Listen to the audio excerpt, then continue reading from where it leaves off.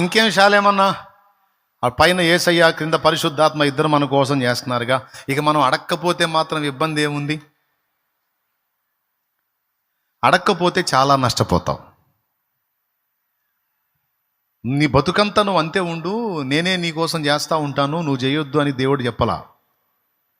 అడగటం మనం కూడా నేర్చుకోవాలని పరిశుద్ధాత్మ తానే ఏది దేవుని చిత్తమో కాదో గ్రంథములు మనకు అందించి, ఇదిగో వీటిని అడగండి, వీటిని అడగకండి అని స్పష్టపరిచాడు. కాబట్టి మనం కూడా కాస్త వివేచన జ్ఞానం గలవారమై శక్తి యొక్క అవసరత తెలుసుకొని మోకరించి ప్రార్థించినప్పుడు తప్పకుండా ఆ శక్తి మనకు అనుగ్రహించబడుతుంది. అందుకే కదా మనం కురిపించుము దేవా నీ ఆత్మవర్షం అనే దానిలో, రాకడ సమయం ఆసన్నమైనది, శక్తితో నన్ను నింపమని ఆత్మ మూల్గుచున్నది.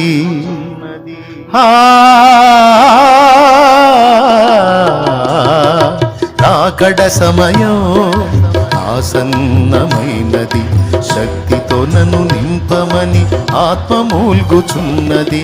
ప్రారంభ సంఘములో ప్రారంభమైన అగ్ని. ఓకే, టైం చాలదులే మనకి. రాకడ సమయం ఆసన్నమైంది, శక్తితో నన్ను. శక్తి ఎందుకు అవసరం? ఇందాక చెప్పా. చెప్పండి, శక్తి మనకు లేకపోతే ఏం కోల్పోతాం? శక్తి ఉంటే ఏమేం జరుగుతాయి? గ్రంథం అర్థం కావాలంటే లేఖనములను గ్రహించే శక్తి కావాలి.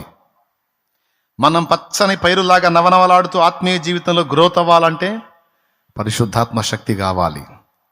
క్రీస్తు కొరకు మనం సాక్షులమై నిలబడి ఇతరులను కూడా నిలబెట్టాలంటే పరిశుద్ధాత్మ శక్తి. శత్రువుని ఎదిరించి వాళ్ళని గెలిచి విశ్వాసంలో నిలిచి ఉండాలంటే శక్తి కావాలి. ఇలా ప్రతి దానికి కూడా దేవుని శక్తి ద్వారానే జరుగుతుంది. పరిశుద్ధాత్మ శక్తి లేకుండా మన వల్ల కాదు. అయితే ఇక్కడ సంతోషకరమైన విషయం ఏంటంటే, నేను మిమ్మల్ని మాట అడుగుతా అన్న, కాస్తో కూస్తో నేను కూడా పరిశుద్ధాత్మ అగ్నిని కలిగి ఉన్నాను, శక్తిని కలిగి ఉన్నాను అన్న స్పృహ నాకుంది అన్నోళ్ళు చేయొద్దండి. నేను పరిశుద్ధాత్మను కలిగి ఉన్నానన్న ఫీలింగే నాకు లేదు అన్నోళ్ళు చేయెత్తకండి. నేను పరిశుద్ధాత్మ అనే వ్యక్తిని కలిగి ఉన్నాను, ఆయన ఇచ్చే శక్తి కూడా కొంతమేర కలిగి ఉన్నానని నా ఆత్మీయ జీవితంలో పరిశీలన ద్వారా నేను తెలుసుకున్నాను అని ఎంతమంది చెప్తారు? నిజమే. పరిశుద్ధాత్మ శక్తి నిన్ను నడిపించకుండా, ఆ బలం ఇవ్వకుండా అసలు నువ్వు ఈ మందిర ప్రాంగణంలోకే రావు.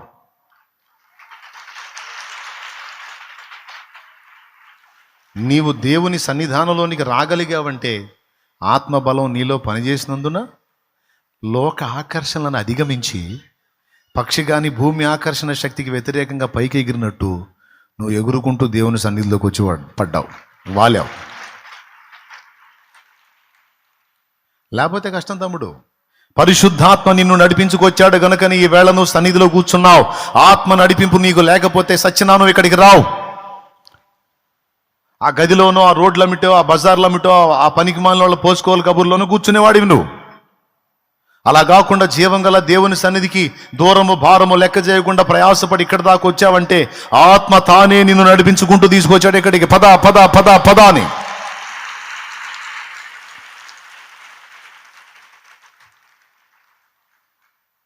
అంటే కొంత దైవాగ్ని నీలో పనిచేస్తుంది, మండుతుంది.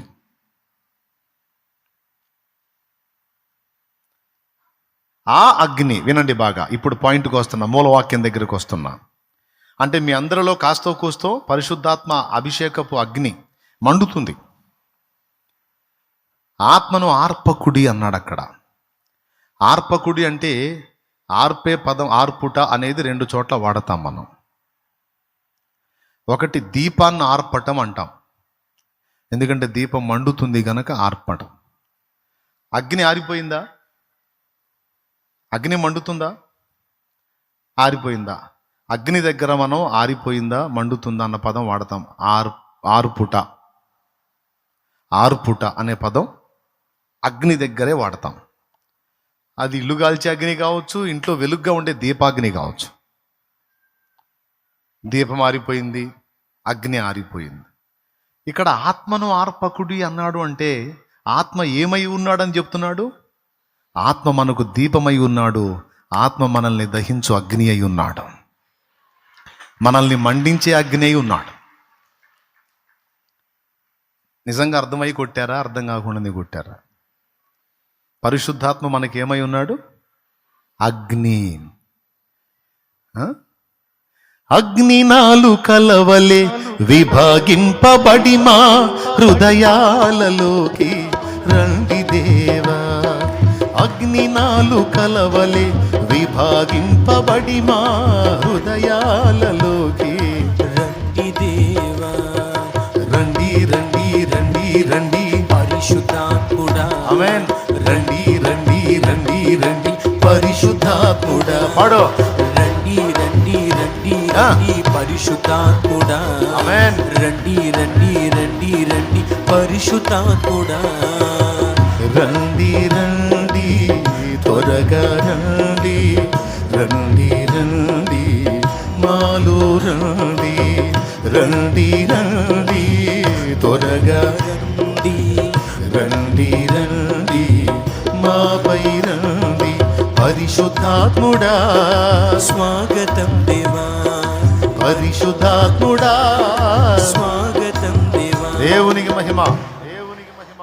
ఎలా రమ్మని పిలిచావు?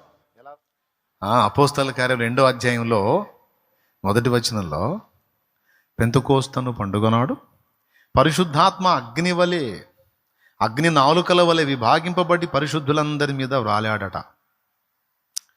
ఓకేనా? అగ్ని. యెషయా గ్రంథం 4:4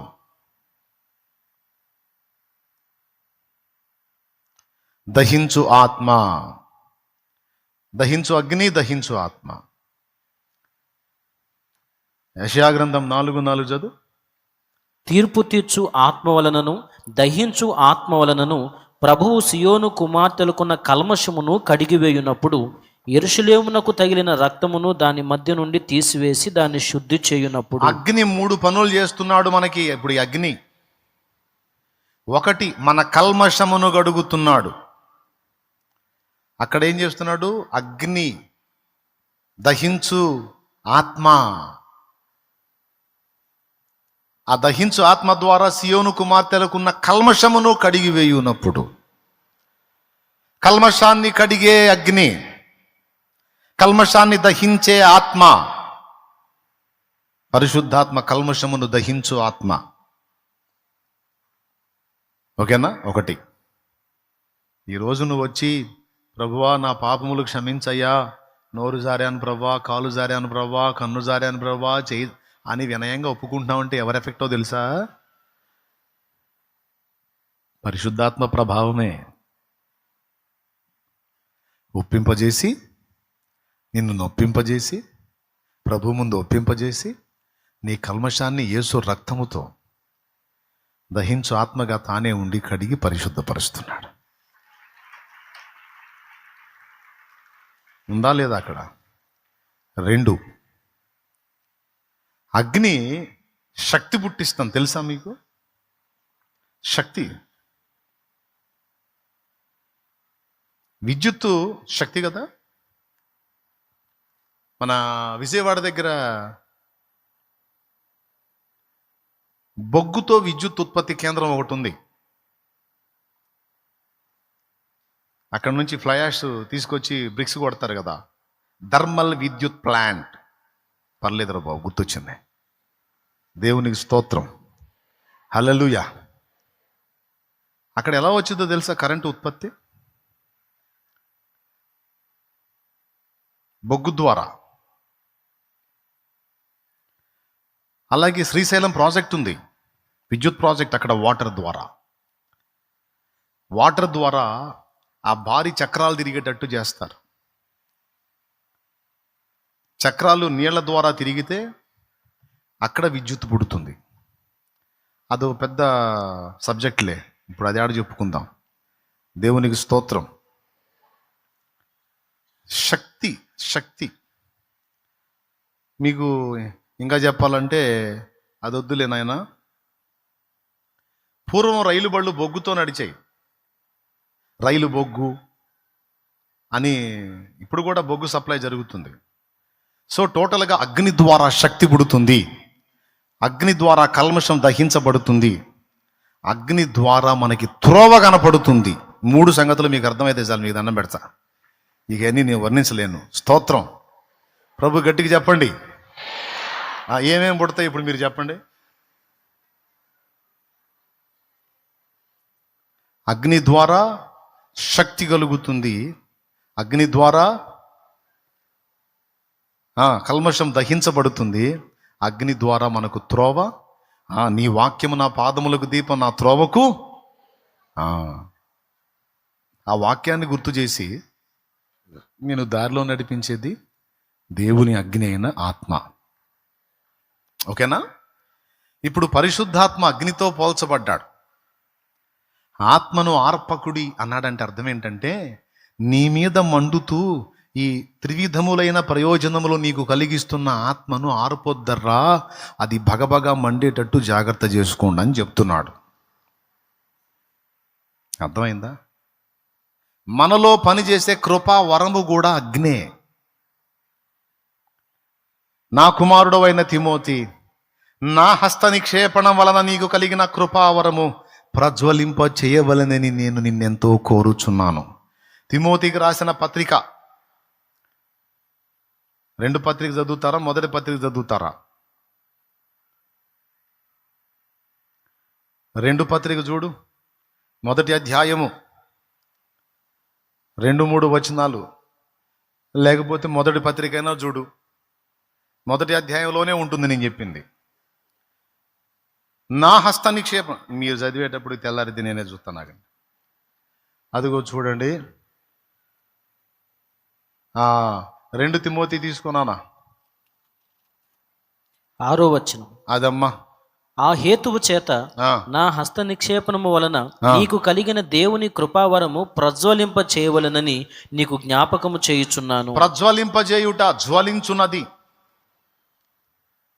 నా మన తమ్ముడు రమేష్ అని ఉన్నాడు అచ్చంపేటలో, వాళ్ళ కూతురికి ప్రజ్వలిత అని పేరు పెట్టాను నేను. దేవునికి స్తోత్రం. అంటే ప్రజ్వలించున్నది అని, ప్రజ్వలిత అనే పేరు. ప్రజ్వలించుట అంటే ఏంటి అర్థం? దేదీప్యమానముగా మండుట, ప్రకాశించుట అని. అలాగే ప్రకటన గ్రంథం 5లో దేవుని 7 ఆత్మలు, ఆయన సింహాసనం ఎదుట ప్రజ్వలించు దేవుని 7 ఆత్మలను ఉంది. అక్కడ కూడా అగ్నిగానే కనపడుతున్నాడు దేవుని ఆత్మ. కృపావరము కూడా మనలో అగ్నే. ఓకేనా? అగ్ని కాబట్టే కదా నా హస్త నిక్షేపణం వల్ల నీకు కలిగిన కృపావరము నీవు ప్రజ్వలింపజేయవలెనని. అంటే చల్లారు చొద్దురా నాయన, వరముని నీకిచ్చింది వాడమని, వరమును నీకిచ్చింది మండించమని, గుంట తీసి ఊడిచిపెట్టమని కాదు, చల్లార్చమని కాదు, ఆర్పేయమని కాదు. మీలో చాలామందికి దేవుడు చాలా వరాలు ఇచ్చాడు, టాలెంట్స్ ఇచ్చాడు, తలాంతులు ఇచ్చాడు. ఎవ్వడికి లేని కొన్ని ప్రత్యేకమైన శక్తులు నీకు ఇచ్చాడు దేవుడు. కొన్ని ప్రత్యేకమైన పవర్స్ నీకు ఇచ్చాడు. అది నీ వల్లనే అవుతుంది, నువ్వే చేయగలవు. మళ్ళీ ఎవడి వల్ల కాదు, అది నీ వల్లనే అవుతుంది. కారణం ఆ శక్తి దేవుని దైవికంగా నీకు పుట్టింది, దేవుడు ఇచ్చాడు నీకు తన ఆత్మ ద్వారా.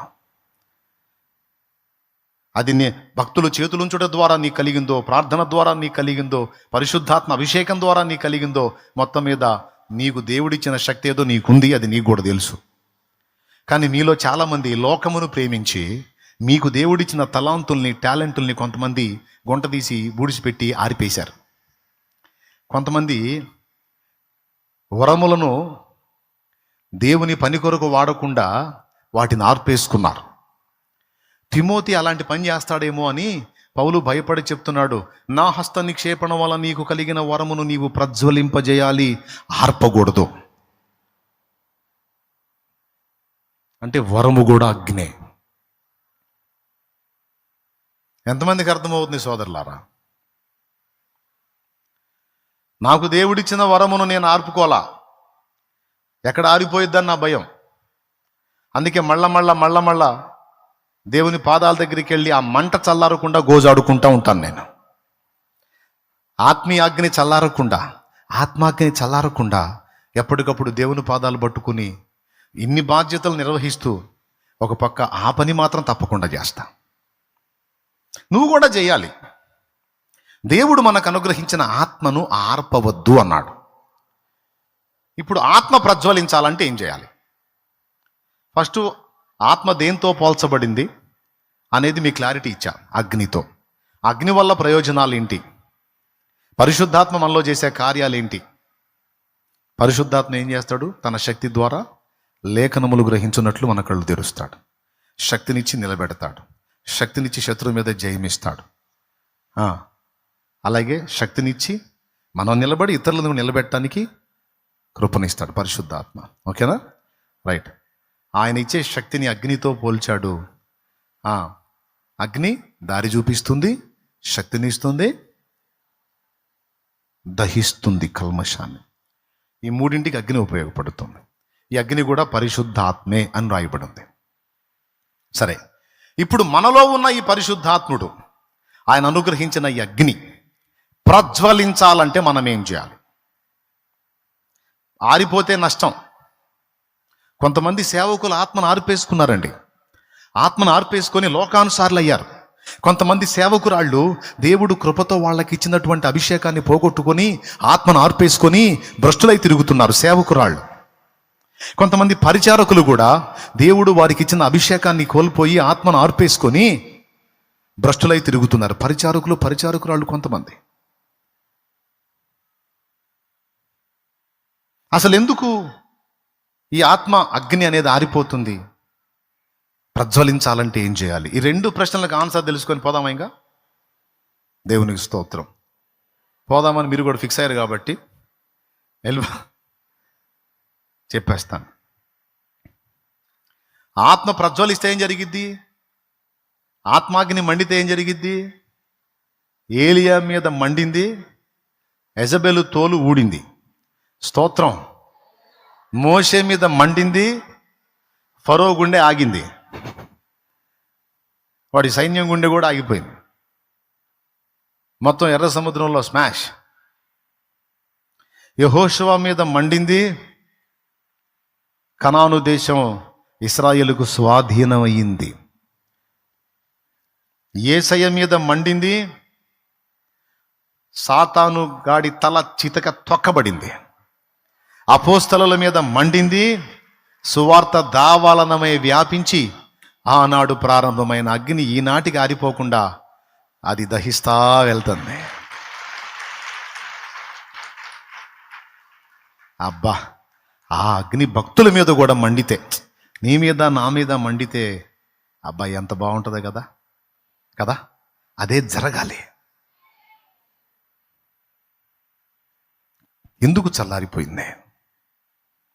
తిరిగి ప్రజ్వలించాలంటే ఏం చేయాలి? నంబర్ 1, మనలో దేవుడు ఉంచినటువంటి ఆ దైవాగ్ని, పరిశుద్ధాత్మగ్ని, వాక్యాగ్ని, సత్యాగ్ని, దైవాగ్ని ప్రజ్వలించకుండా ఆరిపోవడానికి కారణం ఏంటంటే, అది ప్రజ్వలించడానికి కొన్ని చెయ్యమని దేవుడు చెప్పాడు, అది చెయ్యకపోవటం. ప్రజ్వలించినట్లు కొన్ని చెయ్యమన్నాడు, అది చెయ్యకపోవటమే మన ఆత్మ మనం ఆరిపోవడానికి కారణం. వాటిలో మొట్టమొదటిది నిన్న ప్రార్థనలో ఉన్నప్పుడు దేవుడు స్పష్టపరిచాడు. సహజంగా ఆ వచనం చదివినప్పుడు ఆత్మను ఆర్పకుడి అని ఫుల్ స్టాప్ ఉంటుంది. అక్కడ ప్రవచించుటను నిర్లక్ష్యము చేయకుడి ఫుల్ స్టాప్ ఉంటుంది. ఫుల్ స్టాప్ ఉన్నప్పుడు అంశం అక్కడితో ఆగిపోయిందని అర్థం సహజంగా. కానీ నేనే కోణంలో చూశానంటే, ప్రకటన గ్రంథానికి ముందు యోధాపత్రిక పెట్టాడు. ప్రకటన గ్రంథానికి ముందు యోధాపత్రిక ఎందుకు పెట్టాడంటే, రాకడకు ముందు ఎట్టాంటోళ్ళు తయారవుతారో మీరు తెలుసుకోవాలని యోధాపత్రిక తీసుకెళ్ళి అక్కడ మెన్షన్ చేశాడు పరిశుద్ధాత్మ దేవుడు. ఆత్మను ఆర్పకుడి అని వెంటనే ప్రవచించుటను నిర్లక్ష్యము చేయకుడి అన్నాడు. ప్రవచించుట నిర్లక్ష్యం చేస్తే ఆత్మ ఆరిపోతుందా? ఓహో, ప్రవచించుటను శ్రద్ధ వహించి ఆసక్తితో చేస్తే ఆత్మ మండుతుంది అనే విషయం నా గ్రహింపులోకి తెచ్చాడు దేవుడు. ఇది ఎలాగో మీకు చెప్తా.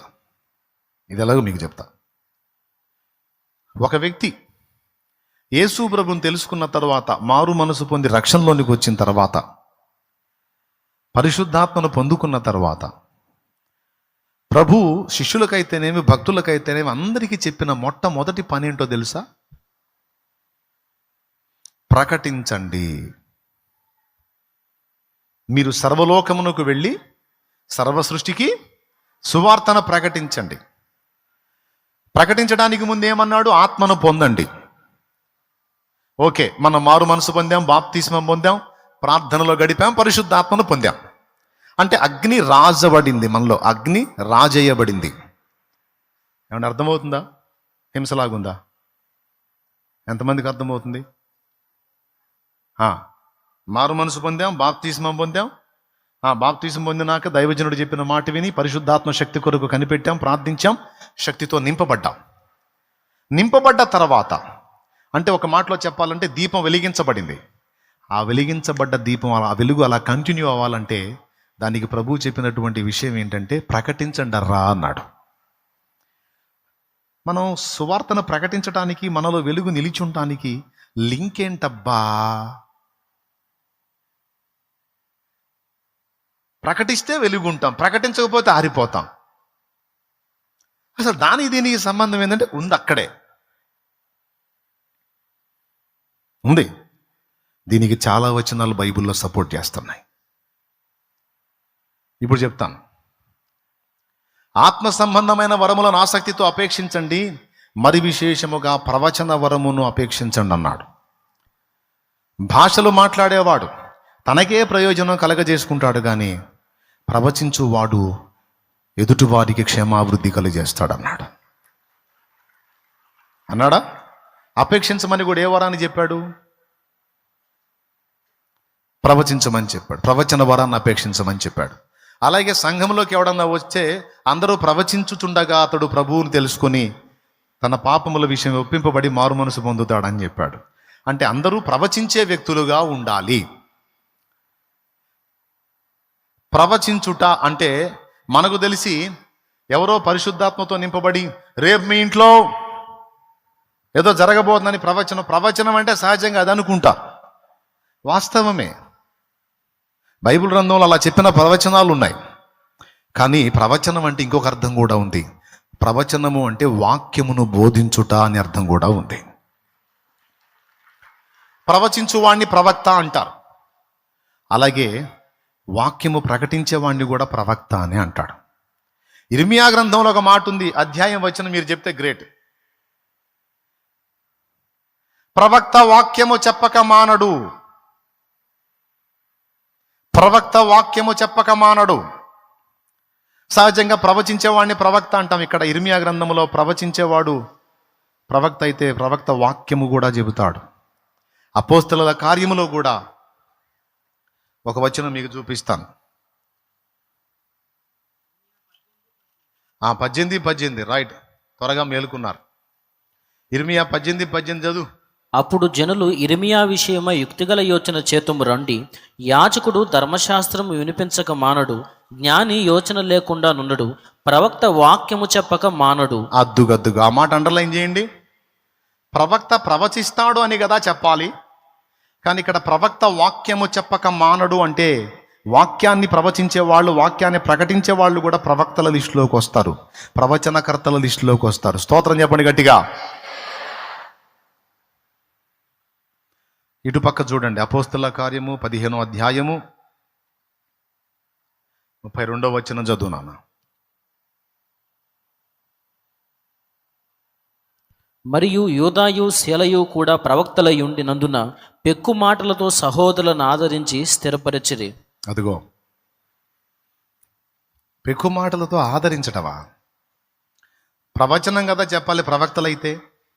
కానీ ఇక్కడ ఆదరిస్తున్నారు, స్థిరపరుస్తున్నారు. ఈ రెండు వాక్య ప్రబోధం ద్వారా జరుగుతాయి. ఒక వ్యక్తి ఆదరించబడటం వాక్యం ద్వారా జరిగింది, ఒక వ్యక్తి విశ్వాసంలో స్థిరపడటం కూడా వాక్యం ద్వారా జరుగుతుంది. ఎక్కువ మాటలతో వారిని ఆదరించి స్థిరపరిచారట. ఎవరు వీళ్ళు? ప్రవక్తలు. ఎవరు? యోదాయు, శీలయు. ఓకే, ఇప్పుడు చెప్పండి. ఆత్మను ఆర్పకుడి, ప్రవచించుటను నిర్లక్ష్యము చేయకుడి అంటే ఇతరులకు దేవుని వాక్యమును పరిచయం చేయుట, ప్రచరించుట అనే దాన్ని మీరు నిర్లక్ష్యం చేయొద్దని చెప్తున్నాడు. ఒకవేళ అది నిర్లక్ష్యం చేస్తే మీరు ఆరిపోతారా అని చెప్తున్నాడు.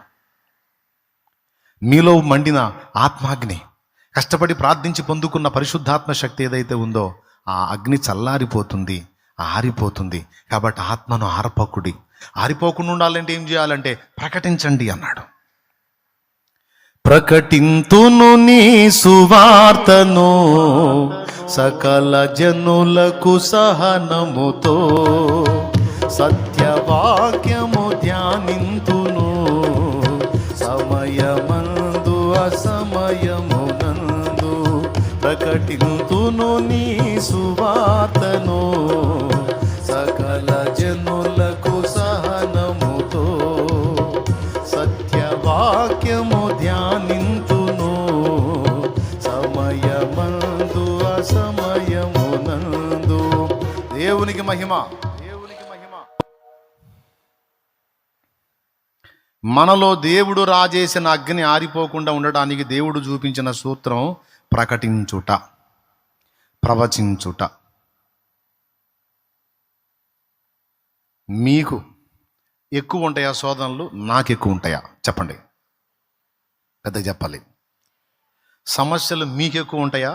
నాకు ఎక్కువ ఉంటాయా? నీది ఆఫ్టర్ ఆల్ వన్ ఫ్యామిలీ, నాకు చాలా ఫ్యామిలీలు, ఎన్నో కుటుంబాలు. దేవుడు నాకు పరిచర్యలు అప్పగించిన కుటుంబాలు ఎన్నో. ఇప్పుడు ప్రత్యక్షంగా అయితేనేమి, పరోక్షంగా అయితేనేమి, ఆన్లైన్ ద్వారా అయితేనేమి చాలా కుటుంబాలు మళ్ళీ అందుబాటులోకి వచ్చా. అవునా? ఇప్పుడు చెప్పండి, ఎక్కువ ఆలోచించాల్సింది మీరా నేనా? ఎక్కువ శోధింపబడేది మీరా నేనా?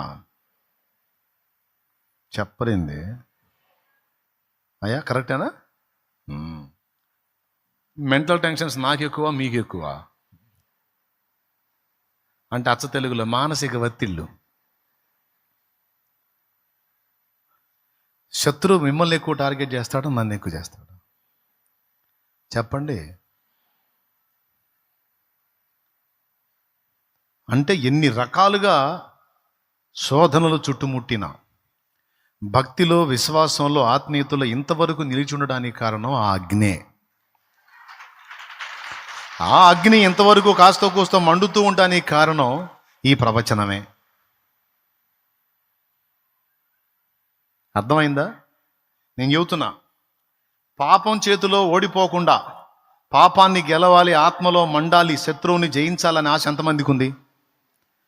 పాపంలో పడిపోవద్దు, ఆత్మలో ఆరిపోవద్దు, శత్రువుగాడిని తన్ని వాడిని గెలవాలనే ఆశ ఎంతమందికి ఉందో చేతులు ఎత్తండి. నిజంగా ఉందా? అట్లయితే నీకు సూత్రం, నువ్వు ప్రవచించంతే.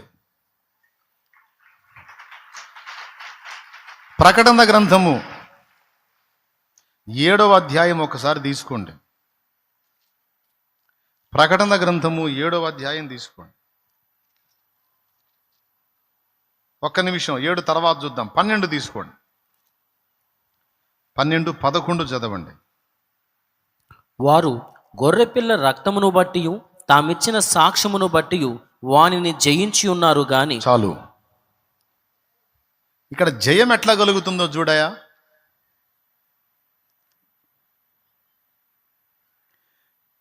జయం ఎట్లా కలుగుతుందో ఒక్కసారి మీరు ఆలోచించి చెప్పండి నాకు. శత్రువు మీద జయం ఎలాగో కలుగుతుందో ప్రకటన గ్రంథం 12, 11 సాక్ష్యం ఇచ్చింది. వారు గొర్రెపిల్ల రక్తమును బట్టి తామిచ్చిన సాక్ష్యమును బట్టి వానిని జయించున్నారు. తమ్ముడా, ఇతరులకు ప్రభువుని గూర్చి సాక్ష్యం ఇవ్వటం కానీ నువ్వు ఆపేస్తే వాడు నిన్ను ఓడగొడతాడు. నీ పొజిషన్ ఓడగొడతాడు వాడు. ఇప్పుడు దానికి దీనికి లింక్ అయిందా? ఆత్మను ఆర్పకుడి ప్రవచించుటను నువ్వు కొనసాగిస్తే ఆత్మ అది. ఇప్పుడు నువ్వు ఇచ్చే సాక్ష్యాన్ని బట్టి వాడిని జయిస్తావు. అరే నువ్వు సాక్ష్యం ఇస్తే వాడు ఎట్లా ఓడిపోతాడు?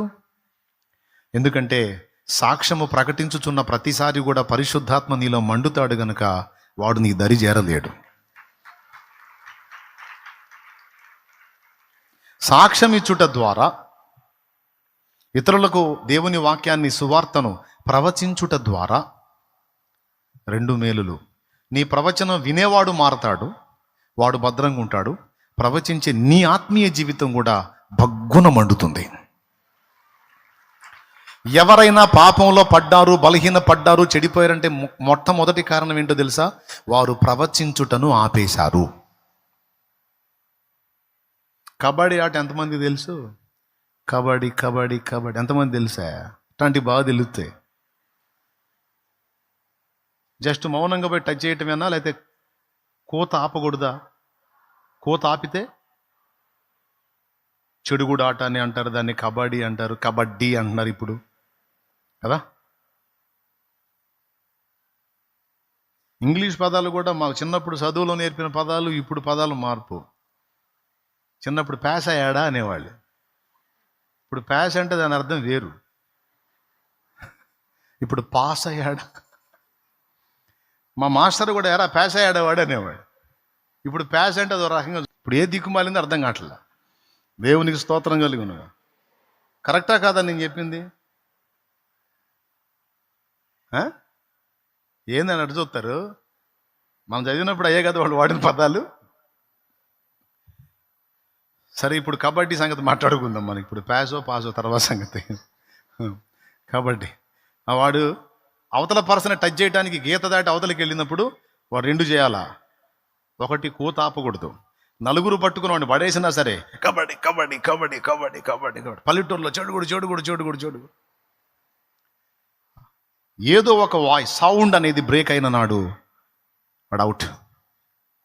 కబడ్డీ ఆట సంగతి పక్కన పెడితే మన ఆత్మీయ పోరాటంలో సువార్త ప్రకటన ప్రవచించుట అనే ఈ కోత మాత్రం ఆగకూడదు. కావాలంటే మీ ఆత్మీయ జీవితం పరిశీలించి చూసుకోండి. మీరు క్రీస్తుని గురించి ఇతరులకు భారంతో పరిచయం చేసినంత వరకు భగ్గున మండారు. మీరు భద్రంగా ఉన్నారు, మీ మాటలు ఎన్నోళ్ళు కూడా భద్రంగా ఉన్నారు. మీరు ఎప్పుడైతే ప్రకటించడం అనేది ఆపేశారో పాపంలో పడ్డారు. ఒక్కసారి మీ ఆత్మీయ జీవితం పరిశీలించుకొని నాకు చెప్పండి. కోత ఎప్పుడైతే ఆగిందో వేటు పడింది నీ మీద, దెబ్బ పడింది నీ ఆత్మీయ జీవితం మీద. ప్రకటన అనేది మెయింటైన్ చేస్తున్న వాళ్ళు అప్పటి నుంచి ఇప్పటిదాకా భద్రంగా ఉన్నారు. సువార్త ప్రకటన అనేది ఎవరైతే ఆపేశారో వాళ్ళ మీద దెబ్బ పడింది, ఆత్మ ఆరిపోయిన పరిస్థితికి వెళ్ళిపోయారు. దీన్ని ఎంతమంది ఒప్పుకుంటారో చేతులు ఎత్తండి. అర్థమై చేతులు ఎత్తారా, అర్థం కాకుండా ఎత్తారా? ఏం అర్థమైంది చెప్పండి. మనలో మన మాట. ఆత్మీయ పతన వైపు నువ్వు నడిచావు అంటే నువ్వు సువార్త ప్రకటన ప్రవచించటం అనే దాన్ని ఆపినందువల్ల నీకు ఆ శ్రమ కలిగింది. శోధనకు చిక్కావు. కోత రన్నింగ్లో ఉన్నంత వరకు నువ్వు గెలుపులోనే ఉంటావు. కోత ఆగిందా, పాము వచ్చింది నీ దగ్గరికి. ఈడేదో సౌండ్ ఆపాడు, కాస్త శోధిద్దామేండి. సత్క్రియ చేయని ఎడల వాకిట పాపము పొంచి ఉండును. వాకిట పొంచి ఉన్న పాపము యొక్క కాటు నీ మీద పడకుండా ఉండాలంటే సత్క్రియ చేయాలి. సత్క్రియల్లో మొట్టమొదటి స్థానంలోకి వచ్చేది ఒక ఆత్మ నశించిపోకుండా రక్షింపబడినట్లు సువార్త ప్రకటించుట.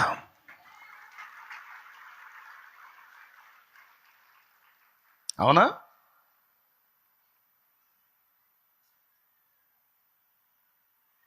నిజంగా మీరు ఆలోచిస్తున్నారా సీరియస్గా?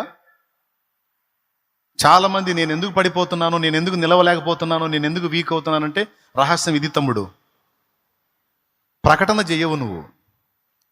సమయమందును అసమయమందును సువార్త ప్రకటించవు. నువ్వు తిరిగి మళ్ళా ప్రకటించడం మొదలుపెట్టు. గ్యాప్ ఇవ్వకుండా నీ ఆత్మ మండకపోతే అప్పుడు అడుగు.